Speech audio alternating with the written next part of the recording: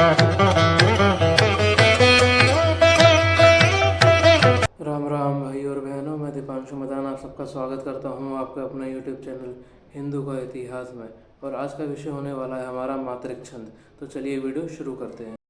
भाई और बहनों, आज का विषय मातृक छंद है।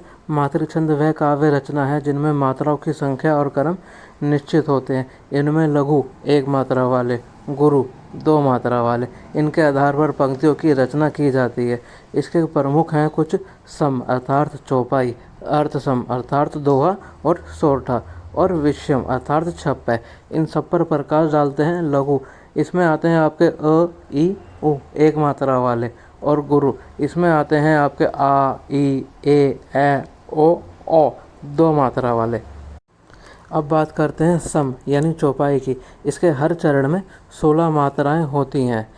अर्थसम अगले नंबर पर आता है। अर्थसम यानी दोहा, इसमें आपको पहले और तीसरे में सेम चरण मिलेगा, दूसरे और चौथे में सेम चरण मिलेगा। पहले और तीसरे में 13 मात्राएं होती हैं, दूसरे और चौथे में 11 मात्राएं होती हैं। अब बात करते हैं सोठा की।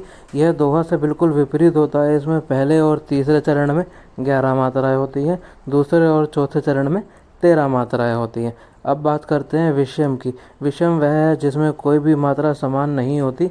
इसमें 4 से अधिक चरण होते हैं। मुख्य रूप से यह 6 चरण वाला होता है। यह दो अलग अलग छंदों से मिलकर बनता है, इसीलिए इसके सभी चरण में अलग अलग मात्राएं होती हैं। इसके भी दो प्रमुख भाग होते हैं, कुंडलियाँ और छप्पै। इनको प्रकाश डालेंगे। कुंडलियाँ वह है जो दोहा और रोला के मेल से बनता है। शुरुआत में एक दोहा का चरण और उसके बाद 4 रोला के चरण होते हैं। कुंडलियों में कुल 24 मात्राएं होती हैं। अब आता है छप्पया। ये वह है जो रोला और उलाला के मेल से बनता है। पहले आपको इन दोनों पर प्रकाश डाल के बता देते हैं कि ये क्या होता है। रोला हिंदी व्याकरण का सममात्रिक छंद है जो मुख्य रूप से काव्य और लोकगीतों में प्रयोग होता है। इसके हर चरण में मात्राएं बराबर होती हैं।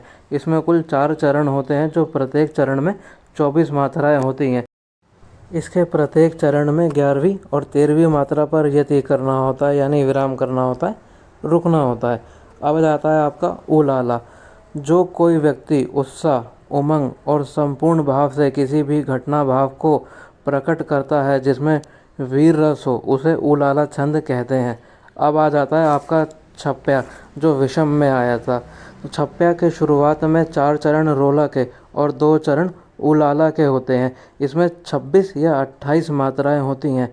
यह एक गाने वाला छंद होता है। अधिकतर इसका प्रयोग वीर रस या भक्ति का वर्णन में किया जाता है। धन्यवाद। तो दोस्तों, कैसी लगी आपको ये वीडियो? अच्छी लगी हो तो लाइक शेयर सब्सक्राइब करना मत भूलना, कमेंट करना मत भूलना और अपना प्यार देना भी मत भूलना। जय श्री राम।